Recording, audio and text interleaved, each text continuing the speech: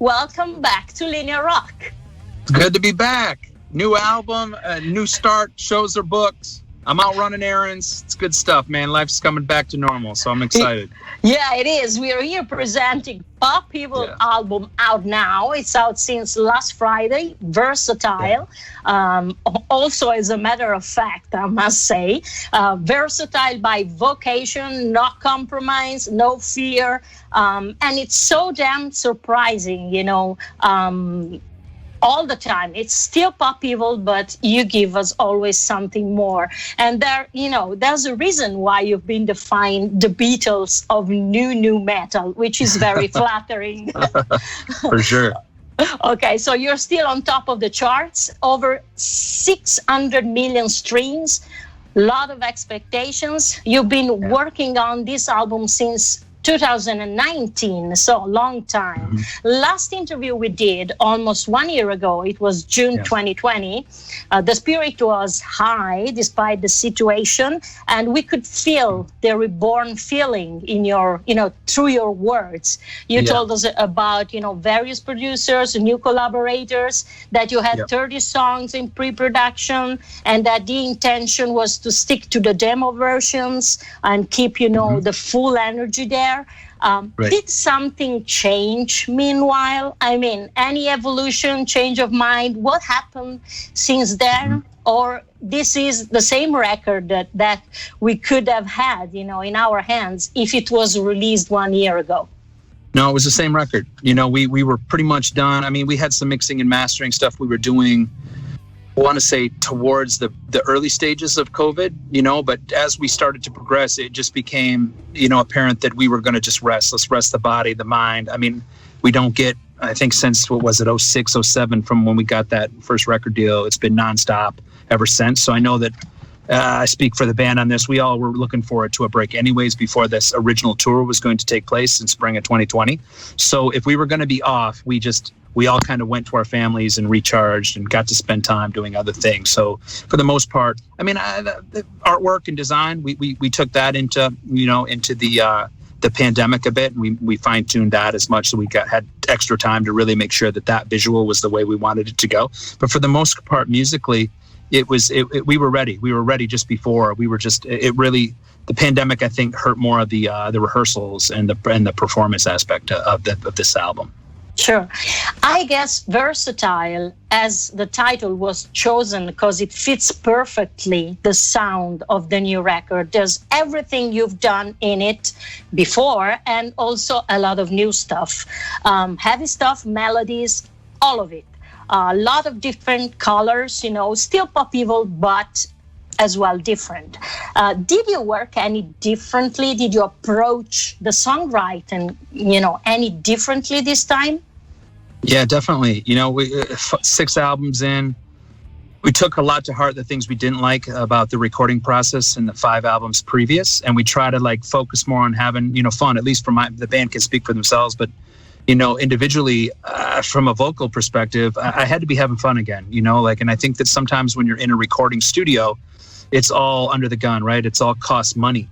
So when you're under the clock, I mean, you go to the bathroom and you have to pay for it. So it's just not really conducive to writing and being creative. Creativity takes time, and every song's different. So I really wanted to delve into the home studio vibe, you know, and just being closer. And again, living on a tour bus for most of my life, it's nice to be in a house. It's nice to be able to sit down on a couch in between a take and be like, okay, cool. Or get up and your producer's right in front of you. You know, what'd you think of that take? And we listen back. Nah, I can do it better. Let's go do it again, you know? And there's just an aesthetic that's so welcoming and fresh for me that I was just, again, I was having fun again. And when you do the demos and you focus on the energy from a demo, I wanted the fans to feel and hear what our family and friends hear, you know, because a lot of times it's your friends and family hearing the demo, then you go record these songs in an album and they're like, well, you know what, I like the album and the song, but I like the demo better, you know, and you're like, oh, come on, man, are you kidding me? So, you know, we wanted our fans to hear those moments when the songs were written, and when the song's born, and that's what you get on a lot of these choruses, especially. Those are the first takes that came out when I was writing it or when I was developing it. And then, same thing with certain guitar licks. And we kind of wanted to go to those moments and bring the band to that energy rather than, try to recreate the energy in the studio 6-7 months later. So when we were doing that, we were just, we were having more fun in a different way. And we had more time to put into guitar tones and the mixing and the mastering. We were able to kind of put emphasis and stress on things that we weren't in the previous albums, because we have to get back on the road and get this thing done, and everything was just so next. Where at this time it was like, okay, we'll do the cut, sit back and listen. Do we like it? Are we feeling it? And like I said, doing those 25 to 30 demos early on, we were able to kind of weed through the fat a bit, kind of pick through it and pick the better songs that we felt could put together an album to really take people on a journey and give them those peaks and valley moments that are more relatable to life, right? Life isn't really one way all the time. It's ups and downs. And we want those those certain musical aspects that can help us, be more relatable to life or help us through those tough times. And again, we're just trying to do our part. And again, just the minute it felt like work, we were scrapping it. Like, it shouldn't be work, man. It should be fun. And sometimes the best songs are written in, 10 to 15 minutes because they just spill out. It just comes out so naturally. It's like, wow, like this is special. And when you have that special song or that special concept or idea or melody, that's what we wanted to put on this record. Obviously there's going to be people that like songs better than others, but for us it felt like every song was a single, like no filler. Like, albums are becoming extinct, it feels like. So if we're going to be blessed to make albums, then we want every song to be a possible banger in a way, right? And of course people are going to like it, people are not, that's okay. But at least for our fan base, we want people to know that we put time and effort into giving you 12 songs that mattered. So, and from right now, the response, I know it's still only the first week, but the response has been overwhelming. It's been incredible. So, feel like that was the recipe moving forward, that, it's a challenge. We're going to have to write better and outdo this record now moving forward. So, we like that pressure. We like that stress. And at the end of the day, we want to put out good music to our fans and give them something to help during this tough time, man. It's a crazy time to live. Do you keep on having, ambitious vision of the future, or you live more on the moment? Has this situation changed a bit your perspective, despite, you're still on top, and the new singles have all been a success. You never fail as pop people, but what's your greatest, ambition now at the moment?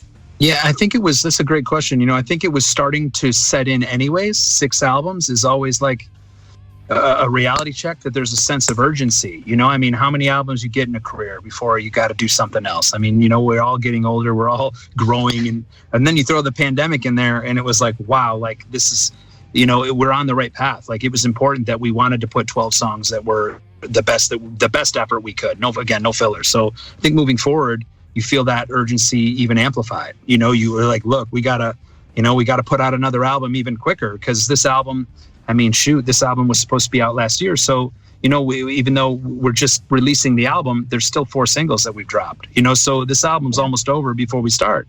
So you have to get another album ready. We have to get buy-in, but at the same time, we have to tour. So there is a certain stress and amplified energy to really put it out there. And so, yes, there's a kind of a hint to the future that, yes, we need to plan for the future, of course, but we need to get out there and do things now, because you're not guaranteed tomorrow. We don't know what the future is. If there's going to be more pandemics, is there going to be another virus coming in? Is this thing going to continue on for years to come?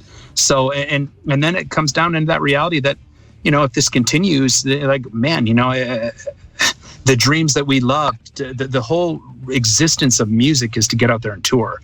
And to think that we can actually be shut down for a year, I think it shocked a lot of musicians to be like, wow, if this happens, I might have to get another job. Like, this is real deal. Like, I can't, certain bands can afford to sit out, for so long. And then you have to go back to we got bills, you got to take care of your family. You got to take care of your friends. You got to take care of yourself. So, I think that fear set in for a lot of us musicians to be like, wow, like, if you would have told me, just a year ago, if I thought I'd take a year off, I'd be like, heck no. Like, I would have never thought that was possible. So, yeah, I think there's at least a perspective, or there's a feeling that we got shook, that just like, wow, like we can plan for the future, but we have to be focused in taking advantage of all our opportunities now.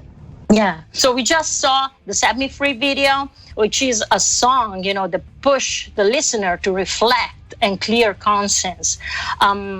Of course, it was written before pandemic, but it fits the current situation perfectly. What was the inspiration, the spark for you, looking within yourself to write these lyrics and this song? Yeah, I mean, it goes even back to like old 80s cartoons, when you had that angel on one shoulder, you had the devil on the other shoulder, and it's just tempting you. That's life, right? And, it just like that. We all go to dark places, and it's how we deal with some of the darkness in our lives that make us who we are, and some people can handle it better than others depending on the situation. And if you could, again, look in Pop Evil's head, what would you see? And you see a lot of that chaos that is in the visualizer video that we were just watching. But, it's just very relatable. We wanted it to have that anger. And a lot of times the heavy songs that we want them to showcase, those feelings, emotionally that we may carry, so you can get sonically an idea of, what we are going through collectively as a team or as a band. And, it was just great. It started off as this song, we didn't know if this was going to make the record, but as it started to take shape, we knew that this was a special song. And, at the absolute worst case scenario, we knew that it was going to be a special live song for us. So, we can't wait to play this one live. And the fans have responded, putting it out with that visualizer video too, the way that the fans have responded to it. It's exciting, man. It's exciting to know that, hey, there's plenty of that left in the tank to write in the future. I know we held back on some of it as well. So, I'm excited to see where we take it in the future. But Set Me Free is certainly a great one on the album. The cover artwork that we also just saw in the video has no title and no band logo, but there's the sticker on some of the versions I saw, of course, for marketing reasons. Such a brave choice, by the way, and it's a drawing by Pedro Correa. What does it represent, and was it just his own inspiration to the music and his interpretation of it, or you gave him some inputs on, what you wanted for the cover? Yeah, I mean, we definitely gave him, our opinion. Obviously, I had I wanted him to visually show the versatility that is the balance between old school Pop Evil writing style and new and where we're going in the future. And of course, if you could kind of look inside Pop Evil's head, what would you see? And if you look at all of us individually, we're all different kinds of people. We come from so many different walks of life, different tastes, preferences. And, we wanted you to see a bit of that as, and if you'll notice from our last album, it was all black and white. Yeah. Now it's coming of age. We're starting to know who we are, not just as much on the stage, we're starting to know who we are off the stage to bring that confidence to the stage, so that was I knew that I wanted it to be colorful. I wanted it to show, I'm tired of the black and white. Now we're at 6 albums. It's the beginning of that next chapter, right? So we were excited to kind of take the approach in that direction. And of course, when Pedro kind of gave us his thoughts on that after hearing us, he just hit it out of the park. I mean, we were just blown away, and we just felt like we didn't want to muddy up the art by putting a band name all over it. It's so beautiful, what he did. So, we just put a sticker on it, man, put the band name on. And we figure, if you are interested in our band and into Pop Evil, fans are smart. They're going to figure out what the name of the band. So we just left it at that. Versatile is available also in a CD deluxe edition with a second record, which was actually released on gold vinyl last year, which includes all your number one hits, Trenches, Torn to Pieces, and all the other ones. Who had the idea for this? And is it a sort, as you already mentioned, a sort of celebration which marks once again, that a new era, a new chapter has begun for you with this record after 20 years? That was the past, and this is the new face of Pop Evil in just one record with 2 discs. Like you said, we released it on vinyl, and I know that there were a lot of people that wanted on CD when we had it. So, with Target, the release, we did it with Target here, which is the big chain stores here in the US, and they wanted something special. And of course, when the pandemic happened, we weren't in a position to really re-record anything. Everything was shut down. So we thought, this would be a great opportunity to finally give people an opportunity to get the CD version. And like you said, kind of end that chapter, the first 5 albums. And, as a tribute to, the future, and kind of a send off to this new album. So it was great when the opportunity arose. I definitely jumped on. The band was excited about it too, and give our fans an opportunity to get now the number ones on CD. So it was just super cool. Great opportunity to give people extra music and an extra CD, and it's really cool. And the packaging, it turned out amazing. The label and the managers, the team got together and did an amazing job. And now we're trying. You don't know this yet, but we're trying for the VIPs. It's always been my dream to make the cassette tape. So we are making the cassette tape, very exclusive on this, just to the meet and greet. So we'll see how that goes. Cool. Kerrang wrote about you guys. Pop Evil could write the perfect hit song of their dreams, also while sleeping, which is a great compliment. In fact, your latest singles all made the mainstream rock top 10 in America and brought back on top also, the old Pop Evil classics hits like, Waking Lions or Footsteps, for example. In your opinion, which elements, of the older songs sound familiar to those approaching maybe Pop Evil only recently, or maybe just with this record? That's a tough question. I mean, I don't know the right answer because I'm not thinking about it like that. I mean, I'm thinking about it like just growing.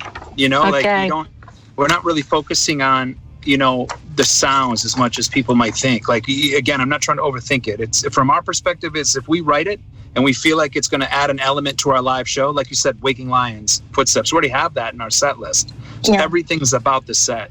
So we're not really thinking. I mean, I think I'd say to the person that's new to Pop Evil is the energy that we have, and now closer to it on this album. I mean, it's hard if you give it an honest listen. It's hard not to be affected. I mean, if you're someone who likes melody, and has the metal influence blended with the rock influence, that's always been our band. And I think we're very much a product of Michigan. It's how we grew up. The Great Lakes is huge for that. We spent a lot of time on the electric guitar, playing heavy music, but at the same time, we spent just as much time on the lakes, on the beach with our friends, with our acoustic guitars. So trying to outduel the next buddy, it was like, okay, you just played me a song, let me play one, pass me the guitar. So, I mean, it's hard to say because there's so many influence that it's just, and maybe it's me in a way that it doesn't matter the music, I'll challenge myself to sing on it. I've always tried to challenge myself and, with my friends and family to just, maybe I can write a hook or melody to get them to sing along. It doesn't matter what the melody or the music was doing. I always tried to, I always call it like, grandma hooks. Like what would make grandma sing? You know what I mean? So we'd always joke about that with our grandma. I was real close with my family. So, I mean, when grandma's and respect, you're talking to me. When she's singing Pantera, you know that's a strong song, because to grandma, she doesn't care if it's metal, rock, or hip hop or country. She don't care. She just loves the hook, Yeah.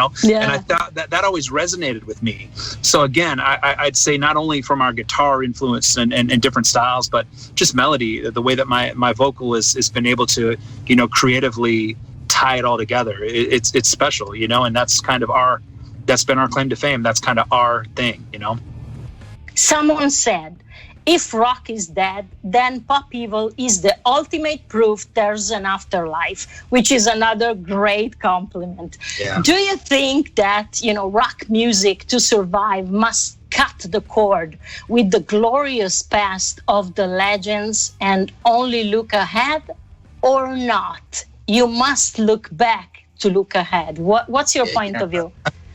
I think you must look back to look ahead, of course, but at the same time, you can't be afraid to try new things, right? There's no big reward without big risk, and you have to take it. There's an opportunity here to get new people to come to our great genre, rock metal. I think the collaboration between rock and metal needs to continue, because somewhere out there in that secular world, they're abandoning us, or somebody believes that rock and roll voices matter less, certainly here in the US. So it's like, we want to remind them that we're just as powerful as hip hop or country or any of these other genres that are great, but why are we behind? And I think if you look at those other genres, they're collabing, they're taking in opportunities. They're staying at the end of every show, signing for their fans. I think about some of those early country days. I didn't like country; it wasn't my favorite growing up. I mean, I respected it, but I remember all the country shows I would go to. I'd always see that artist and that band sign, and there'd be lines of hundreds and hundreds of people, and they would stay till the end. And they built that fan base up. They just a cowboy hat and a pair of jeans. They were true to them. When you think about in the early days of rock, people were putting wigs on and putting all the makeup on and different things. No slam to Kiss, but they weren't like that behind the scenes. Do you know what I mean? Like people now, the fans, like Kiss already did it. Those bands already did it. Like they want you to be honest with them. They want you to know. Our fans want you to know that they had a hard time during this pandemic.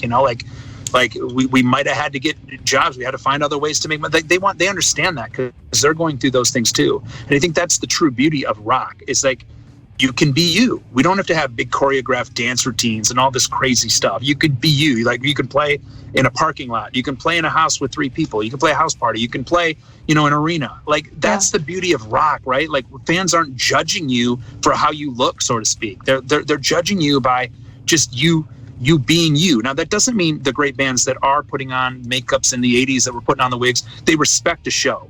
So there's an element about people bands that want to put on a show. That's always cool. But there's an element now when it's the social media era, you have to, be you. They want to see, look, I'm running errands today. Like I do that too, believe it or not. You know what I mean? Like they don't think like we live in these lavish houses and drive these insane cars and we just sit around all day, eat grapes. Like, I don't know what it is. But the reality is, dude, this is struggle. The modern day rock star is blue collar. We work at night. We work on the weekends. We work holidays. Like we're the janitors of the music business. I say it all the time. It's like they don't understand. Like while these other genres are maybe, lavish, getting to do all those high end things, we don't get to do that. We still have to play shows for 10 to 20 people. You could play shows where it's 10,000 and then you play the next day for 100 people. That's the cool thing that it's taught the modern day rock star. It's taught them humility. It's taught us how to be humble. It's taught to live life with a sense of urgency. Like every album's your last.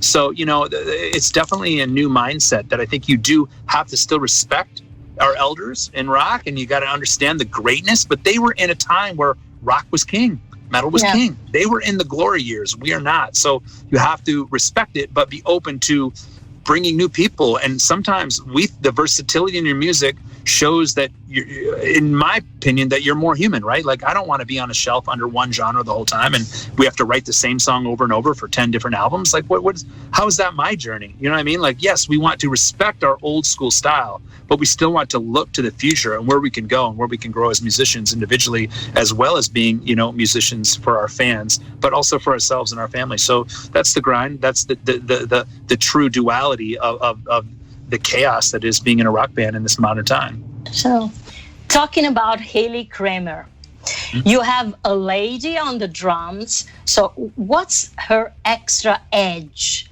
And how is it, to have a woman on the tour bus, not only on stage? Does it make you the perfect gentleman compared, to other bands? I mean, Hayley, honestly, is just like if you have a sister. I don't think about it anymore that she's a male or female. She's just a beast on the drums, and we treat her, and she's been playing the drums with her family since she was a little girl. So she's been honed at being a touring musician for years. So she's very much a professional. She's an artist. She's skilled at her craft. She's always trying to get better. She's always being open-minded to, whether it's my ideas or anybody else's ideas in the camp. But she does give you that female compassion when we might not see eye to eye with the other guys in the band. When we might argue or something, she'll be like, well, guys, have you thought about, and we're like, oh yeah, that's cool. So, I mean, I won't say that she doesn't bring that feminine aspect that we certainly don't want to fight with Hayley ever, and, she would destroy us anyways. You've seen her hit those drums. She would beat the crap out of us. Right.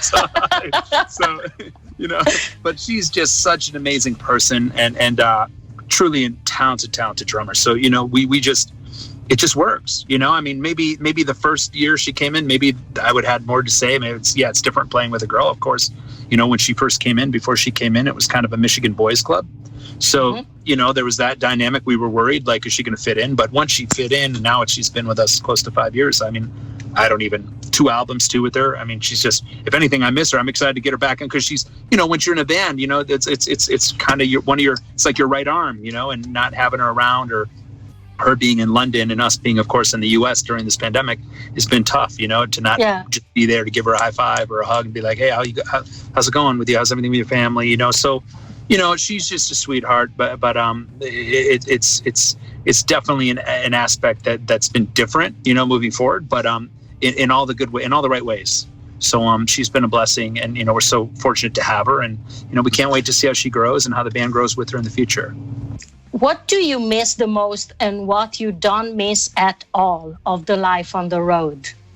Oh, man, I miss the fans, number one.